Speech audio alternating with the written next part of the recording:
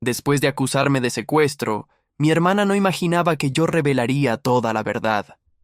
Me paré frente a ella en la sala de mi apartamento en Polanco, con los documentos del DIF en la mano, mientras ella lloraba frente a las cámaras de no sé cuántos noticieros. Mi propia hermana, la persona con la que crecí, con la que compartí todo durante 32 años, ahí estaba, diciendo al mundo entero que yo le había robado a su hijo, que yo era un monstruo, que ella solo quería recuperar a su bebé. Lo que ninguno de esos periodistas sabía, lo que ella jamás mencionó en sus dramáticas declaraciones, era que ese niño llevaba 6 meses viviendo conmigo porque ella lo había abandonado en la puerta de mi oficina, sin dinero, sin ropa, sin nada. Solo una nota que decía, no puedo más.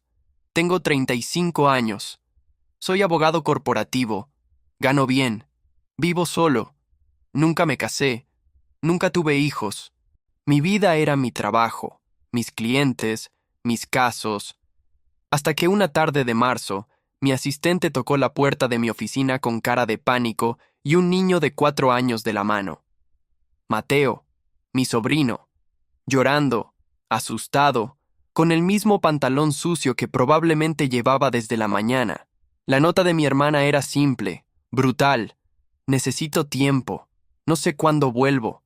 Cuídalo tú. Sin teléfono de contacto, sin explicaciones, sin nada. Los primeros días fueron un desastre. Yo no sabía nada de niños, nada. Tuve que cancelar reuniones, posponer audiencias, reorganizar mi vida entera. Contraté a una niñera de emergencia, compré ropa, juguetes, todo lo que un niño de 4 años necesita. Mateo no hablaba, no comía bien, se despertaba llorando en las noches, y yo, un hombre que facturaba millones defendiendo empresas, no tenía idea de cómo consolar a un niño que extrañaba a su madre, una madre que lo había dejado como si fuera un paquete que ya no quería. Intenté contactar a Patricia durante semanas. Llamé a todos los números que tenía. Le escribí mensajes. Nada. Desapareció. Hablé con mi madre, que vive en Guadalajara. Ella tampoco sabía nada. Patricia simplemente se esfumó. Entonces tomé una decisión. Si iba a cuidar a Mateo, lo haría bien. Documentaría todo, cada gasto, cada visita al pediatra, cada momento. Contraté a un investigador privado para encontrar a Patricia. Y mientras tanto, Mateo se convirtió en mi responsabilidad completa. Pasaron 2 meses, 3. Mateo empezó a hablar más, a sonreír. Se acostumbró a las rutinas, a la niñera, a mí. Yo aprendí a hacer algo parecido a un padre, a leerle cuentos antes de dormir, a llevarlo al parque los domingos, a prepararle el desayuno, aunque tuviera una junta importante a las 8 de la mañana. Y en algún momento, dejó de ser una carga. Dejó de ser el problema de mi hermana que yo tenía que resolver. Se convirtió en mi sobrino, en alguien que dependía de mí, en alguien a quien yo también empecé a querer. El investigador la encontró en Cancún, viviendo con un tipo que conoció en una aplicación de citas. Un tal Fernando, vendedor de tiempo compartido. Patricia estaba bronceada, feliz, subiendo fotos a Instagram de playas y cócteles. Cero menciones de Mateo. Cero señales de que tenía un hijo esperándola. Cuando el investigador le preguntó por el niño, ella dijo que estaba en buenas manos y que necesitaba encontrarse a sí misma, como si abandonar a tu hijo fuera un retiro espiritual. Yo podría haberla expuesto ahí mismo. Podría haber llamado a los medios, mostrado las pruebas, destruido su imagen, pero no lo hice, porque pensé que tal vez, en algún momento, ella volvería, que recuperaría la cordura, que recordaría que tenía un hijo. Así que seguí cuidando a Mateo, inscribiéndolo en un buen kinder, llevándolo a terapia porque el abandono lo había afectado, construyéndole la estabilidad que su madre le había quitado. Y entonces, 6 meses después, apareció, sin avisar, sin llamar. directamente a mi puerta con un abogado y una orden judicial pidiendo la custodia inmediata, diciendo que yo le había robado a su hijo, que la había manipulado para que me lo dejara, que yo era un hombre soltero, sin experiencia, sin capacidad para criar a un niño, que ella era la madre y tenía todos los derechos. El juez, basándose en su versión, ordenó que le devolviera a Mateo de inmediato mientras se investigaba el caso. Yo me negué, no porque quisiera quitarle a su hijo, sino porque sabía lo que le esperaba a Mateo si volvía con ella. Inestabilidad, abandono, otro ciclo de rechazo. Entonces ella hizo lo que nunca imaginé que haría. Se fue directo a los medios, lloró frente a las cámaras, contó una historia perfecta de madre desesperada, y yo me convertí en el villano de México en menos de 24 horas. Si alguna vez te han señalado injustamente, si alguna vez alguien te ha convertido en el malo de la historia cuando tú solo intentabas hacer lo correcto, suscríbete a este canal. Aquí compartimos historias de hombres que no se rinden cuando todos los demás ya decidieron quién eres. Las redes sociales explotaron. En menos de 12 horas, mi nombre completo estaba en Trending Topic.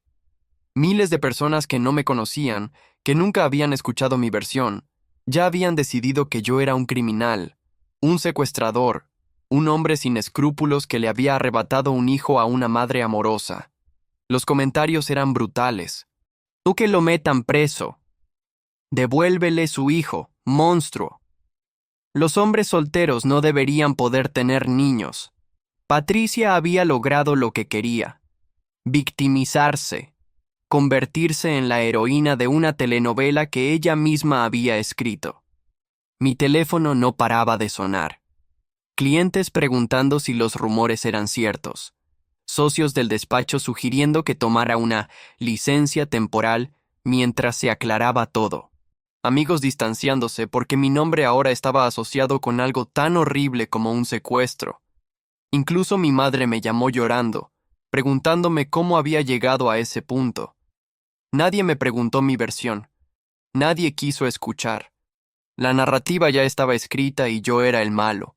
Patricia siguió con su campaña mediática. Entrevistas en programas matutinos, apariciones en noticieros nocturnos, siempre llorando, siempre con la misma historia. Mi hermano se aprovechó de un momento difícil en mi vida. Yo solo le pedí que cuidara a Mateo unos días mientras yo resolvía algunos problemas personales, y él se negó a devolvérmelo. Cambió las cerraduras, bloqueó mis llamadas, me quitó a mi hijo. Mentiras perfectamente construidas, imposibles de refutar en un clip de 30 segundos. Lo que nadie sabía era que yo había documentado absolutamente todo. Cada mensaje que le envié durante esos 6 meses sin respuesta, cada llamada sin contestar. Los reportes del investigador privado con fotos de ella en Cancún mientras Mateo me preguntaba cuándo volvería su mamá. Los recibos de todo lo que gasté en él. Las evaluaciones psicológicas de Mateo, donde se documentaba el trauma del abandono. Los testimonios de la niñera, del pediatra, de la maestra del kinder. Todo. Pero en el juicio de la opinión pública, los documentos no importan. Solo importa quién llora mejor frente a la cámara. Mi abogado me aconsejó mantenerme callado. No alimentes el circo, me dijo. Deja que el sistema funcione. Cuando presentemos las pruebas en corte, todo se aclarará. Pero mientras tanto, mi reputación se desmoronaba. Perdí 3 clientes importantes. El despacho me pidió formalmente que me tomara un tiempo indefinido. Mi foto aparecía en los periódicos con titulares que me convertían en un monstruo. Y lo peor de todo era que Mateo veía todo esto. Escuchaba las noticias cuando los empleados del edificio las comentaban en el elevador. Veía mi cara en la televisión con la palabra secuestro al lado. Una noche, Mateo me preguntó si era cierto que yo era malo, si era cierto que le había hecho daño a su mamá. Tenía 5 años en ese momento. 5 años y ya cargaba con el peso de una guerra que él no pidió. Le expliqué lo mejor que pude. Le dije que a veces las personas dicen cosas que no son verdad, que yo nunca le haría daño a nadie, que todo estaría bien.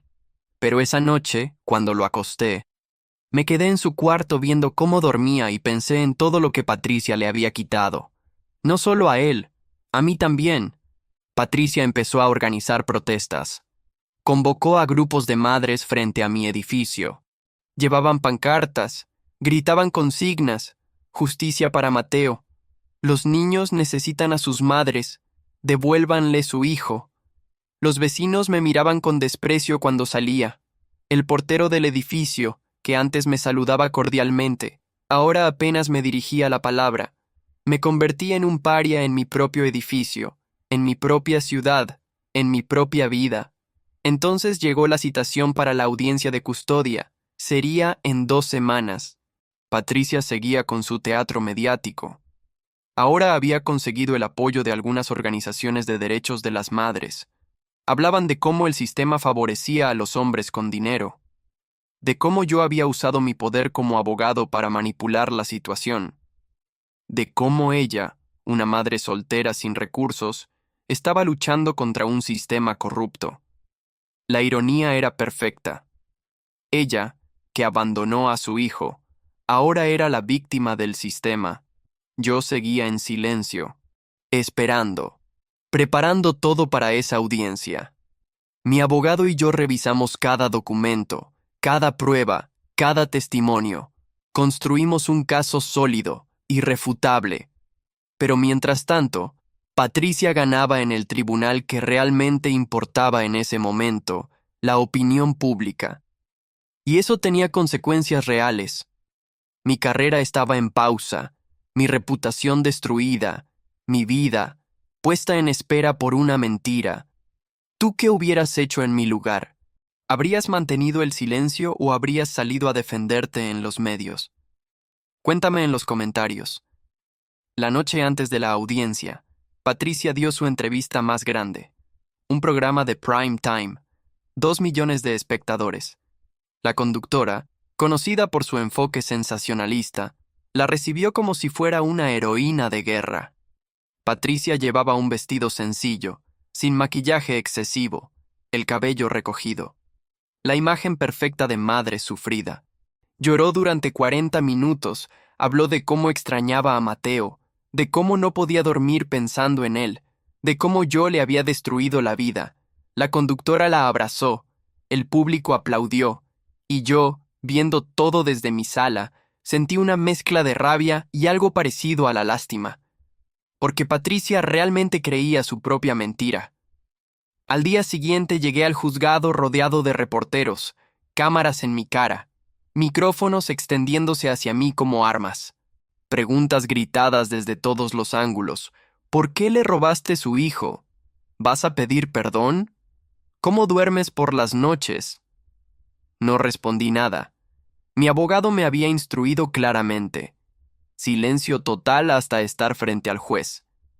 Pero cada paso hacia esa sala se sentía como caminar hacia mi propia ejecución pública. Patricia llegó rodeada de su ejército de simpatizantes, madres con pancartas, activistas con megáfonos, reporteros documentando cada segundo de su entrada triunfal. Ella saludaba, lloraba, agradecía el apoyo. Era un show perfectamente orquestado. Y mientras yo entraba por una puerta lateral para evitar el caos, ella entraba por la principal como si fuera una celebridad. El mensaje era claro. Ella era la víctima, yo el villano. La sala estaba llena. El juez, un hombre de unos 60 años con cara de haber visto demasiados casos, pidió orden. Patricia se sentó con su abogado, un tipo joven que probablemente trabajaba pro bono por la publicidad del caso. Yo me senté con el mío, un litigante experimentado que me había costado una fortuna, pero que era el mejor en custodia y derecho familiar. La diferencia en nuestras presentaciones era obvia. Ella parecía vulnerable, desprotegida. Yo parecía el hombre poderoso con recursos infinitos. Exactamente la narrativa que ella quería. El abogado de Patricia habló primero. Su discurso fue emotivo, lleno de referencias a los derechos maternos, al instinto natural de una madre, a cómo yo había manipulado una situación temporal para apropiarme de un niño. Presentó la nota que Patricia me dejó, argumentando que claramente decía, cuídalo, no, quédatelo para siempre.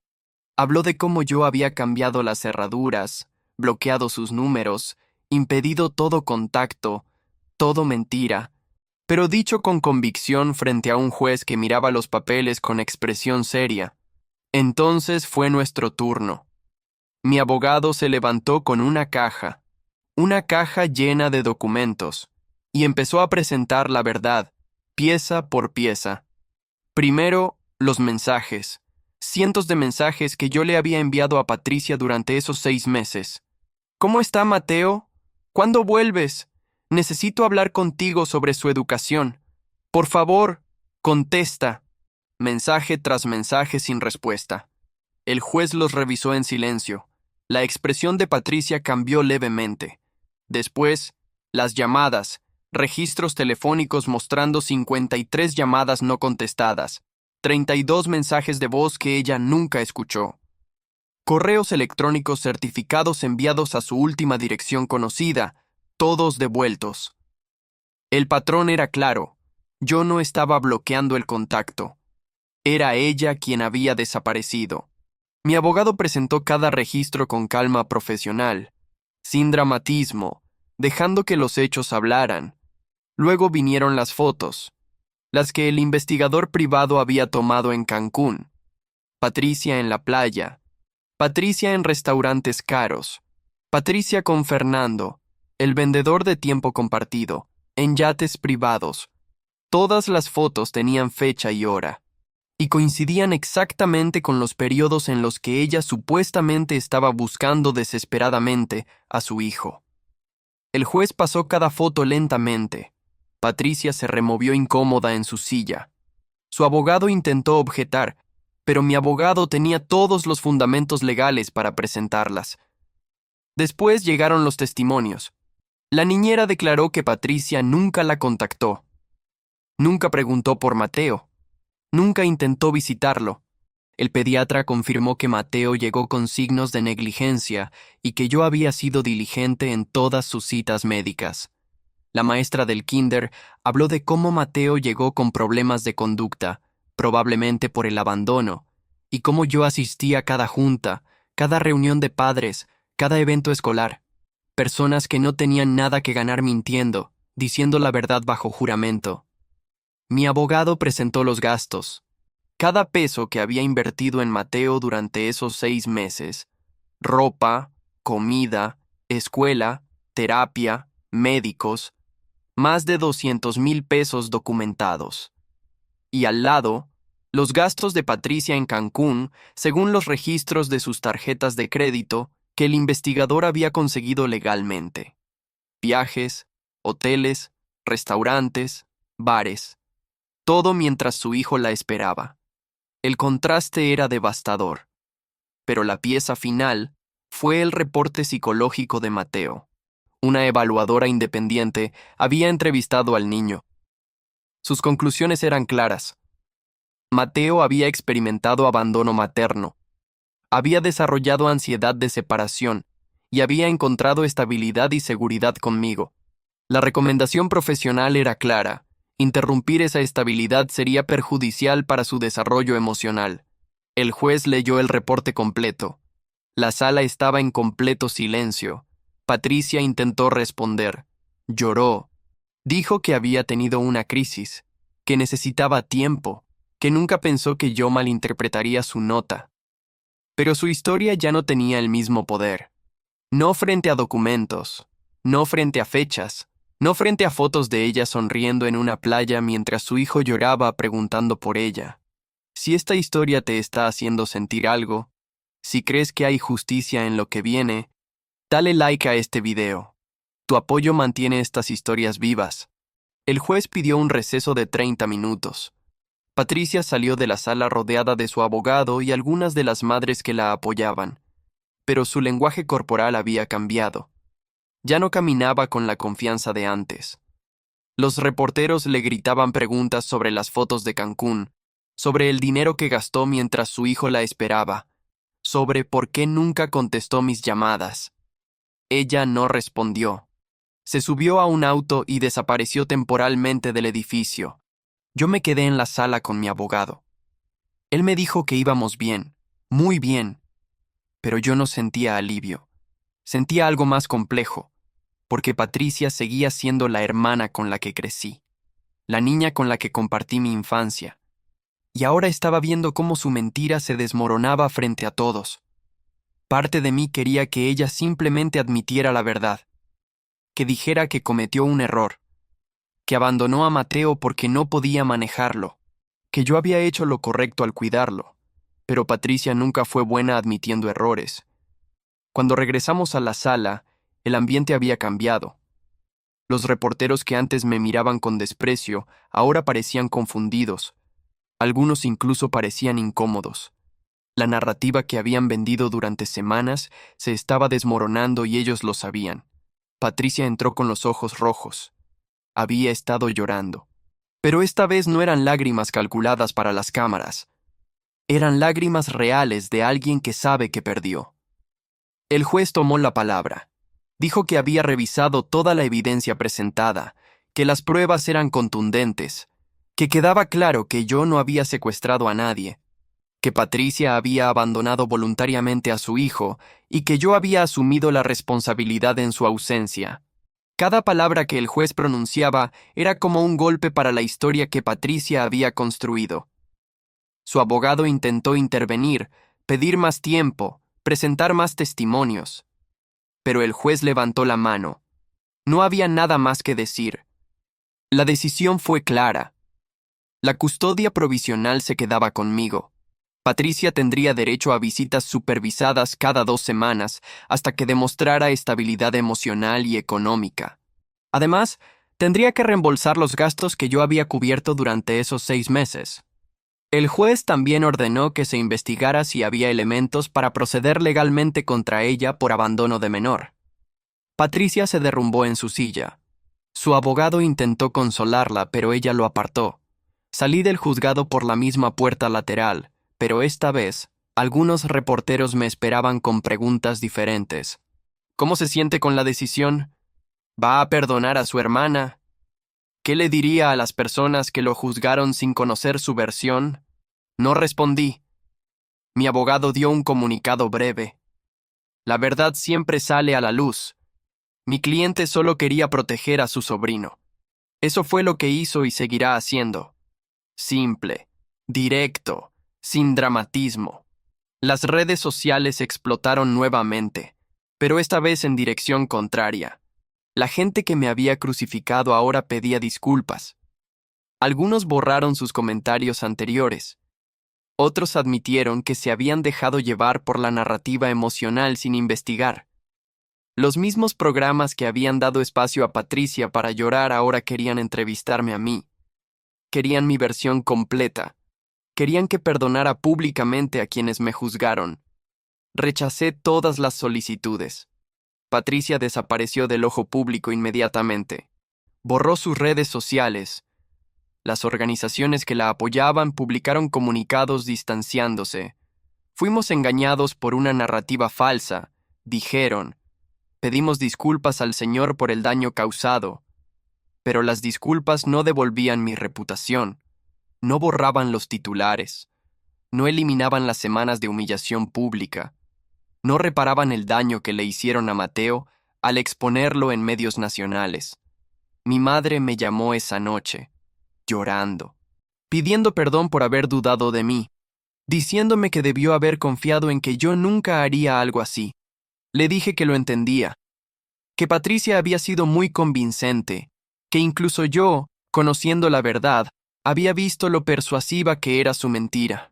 Mi madre quería venir a visitarnos, ver a Mateo, asegurarse de que estábamos bien. Le dije que pronto, que necesitábamos tiempo para procesar todo. El despacho me contactó. Querían que volviera, que retomara mis casos, que todo volviera a la normalidad. Pero yo ya había tomado una decisión diferente. Durante esos meses en casa con Mateo, trabajando desde mi apartamento, me había dado cuenta de algo. Mi vida antes estaba completamente dedicada al trabajo. 60, 70 horas a la semana defendiendo empresas que no me importaban en lo absoluto. Facturando millones pero sin tiempo para nada más. Y ahora tenía a alguien que me necesitaba. Alguien cuya vida dependía de que yo estuviera presente. Les dije al despacho que no volvería a tiempo completo, que trabajaría como consultor independiente, casos selectos, horarios flexibles, prioridad total para Mateo. Algunos socios lo entendieron. Otros pensaron que estaba tirando mi carrera por la ventana. Pero yo había aprendido algo durante ese proceso. El dinero y el prestigio profesional significan muy poco cuando no tienes a nadie con quien compartirlos. Y ahora yo tenía a Mateo. Patricia intentó contactarme una semana después. Un mensaje de texto. Simple. Perdón. Solo eso. Una palabra. Como si eso fuera suficiente para borrar todo. Para compensar el abandono, la mentira, el circo mediático, la humillación pública. Yo no respondí. No porque quisiera venganza, sino porque no había nada que decir. Patricia había mostrado quién era realmente, y yo no tenía interés en darle otra oportunidad de lastimar a Mateo. Las primeras visitas supervisadas fueron incómodas. Mateo no sabía cómo actuar con ella. La veía como una extraña, le hablaba con monosílabos, no quería sus abrazos. Patricia intentaba compensar meses de ausencia con regalos costosos que probablemente no podía pagar. Mateo los aceptaba con educación pero sin entusiasmo. Después de la tercera visita, me preguntó si tenía que seguir yendo. Le expliqué que el juez había dicho que sí. Él asintió y no volvió a preguntar. 6 meses después de la audiencia, Patricia dejó de asistir a las visitas supervisadas. Simplemente no se presentó. Llamé al centro donde se realizaban los encuentros. Me dijeron que había enviado un correo cancelando indefinidamente, sin explicación adicional, sin siquiera la cortesía de hablar conmigo directamente. Mateo no preguntó por ella. De hecho, parecía aliviado, y eso me partió el corazón de una manera que no esperaba. Porque significaba que mi hermana había logrado algo terrible, convertirse en irrelevante para su propio hijo. Intenté localizarla, no por ella, sino porque necesitaba cerrar legalmente el tema de la custodia. Su teléfono estaba fuera de servicio. Su último domicilio conocido en Cancún estaba vacío. Había desaparecido nuevamente, esta vez sin drama, sin ruido. Solo se fue. Mi abogado tramitó la custodia permanente sin oposición. El juez la aprobó en tiempo récord. Mateo oficialmente era mío. No mi sobrino en custodia temporal. Era mi hijo en todo menos en papel genético. Los medios que me habían destruido nunca se disculparon formalmente. Algunos publicaron pequeñas notas de actualización del caso enterradas en sus páginas. Otros simplemente nunca mencionaron el desenlace. La conductora que entrevistó a Patricia en prime time nunca hizo una corrección. Nunca invitó a alguien a dar mi versión. Simplemente siguió con el siguiente caso, la siguiente víctima, el siguiente villano. Porque eso es lo que hacen. Venden emociones. Y las correcciones no generan rating. Aprendí algo brutal sobre la justicia pública. No existe. La gente juzga basándose en quién llora mejor, en quién cuenta la historia más dramática, en quién parece más vulnerable. La verdad es secundaria. Los documentos, las pruebas, los hechos, todo eso es aburrido. No se comparte en redes, no genera indignación. Y cuando finalmente sale la verdad, la mayoría ya se olvidó del caso. Ya están indignados por otra cosa. Tu nombre queda manchado para siempre en los archivos de Internet. Acusado de secuestro, seguirá apareciendo si alguien busca mi nombre, aunque las palabras absuelto completamente estén enterradas en un artículo que nadie leyó. Reconstruir mi reputación profesional tomó tiempo. Algunos clientes volvieron, otros nunca lo hicieron. Perdí oportunidades, contratos, sociedades que se cayeron porque mi nombre estaba contaminado, incluso absuelto, incluso victorioso. El estigma permanece. Esa es la realidad. Una vez que eres acusado públicamente de algo horrible, Parte de esa acusación se te pega para siempre, no importa cuántas veces demuestres tu inocencia. Pero también gané algo que nunca esperé. Gané a Mateo, completamente, legalmente, y más importante, emocionalmente. Un día, meses después de todo el proceso, estábamos cenando. Él tenía casi 6 años. Me miró y me dijo, papá, no tío, papá. Yo me quedé congelado con el tenedor a medio camino. Él siguió comiendo como si nada, como si acabara de decir la cosa más natural del mundo. Y en ese momento entendí que todo había valido la pena. Cada humillación, cada titular, cada mirada de desprecio, todo. Le pregunté si sabía lo que significaba esa palabra. Me dijo que sí, que su maestra le había explicado que papá es quien te cuida, quien te lee cuentos, quien te lleva a la escuela, quien está ahí cuando tienes miedo, que mamá es un título que se gana, no que se hereda, y que para él yo era su papá, simple, claro, sin dramatismo, solo la verdad de un niño que sabía exactamente quién había estado ahí para él. Patricia apareció una vez más, un año después, no en persona. Envió un paquete, una carta y algunos regalos para Mateo. La carta era larga, llena de explicaciones sobre su depresión, su ansiedad, su incapacidad para manejar la maternidad. Decía que había comenzado terapia, que estaba trabajando en sí misma, que algún día esperaba que Mateo pudiera perdonarla, que entendía si yo nunca lo hacía. Los regalos eran apropiados para un niño de 3 años. Mateo tenía 7. Le mostré la carta a Mateo.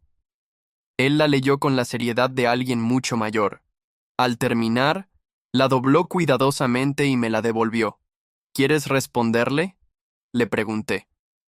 Él negó con la cabeza. ¿Quieres los regalos? Otro no. ¿Qué quieres hacer entonces?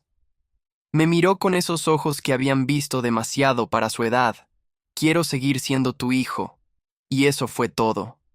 Guardé la carta en una caja. Algún día, cuando Mateo sea mayor, si quiere leerla nuevamente, estará ahí. Pero por ahora, su decisión era clara. Hoy, Mateo tiene 8 años. Va a una buena escuela. Tiene amigos. Juega fútbol los sábados. Saca buenas calificaciones. Todavía va a terapia ocasionalmente, procesando el abandono y todo lo que vino después. Pero está bien, está feliz, y yo también. Mi vida es completamente diferente a la que tenía antes de esa tarde de marzo, cuando apareció en mi oficina. Trabajo menos, gano menos, pero vivo más. A veces me encuentro con gente que me reconoce de los titulares. Algunos evitan mi mirada. Otros me piden disculpas.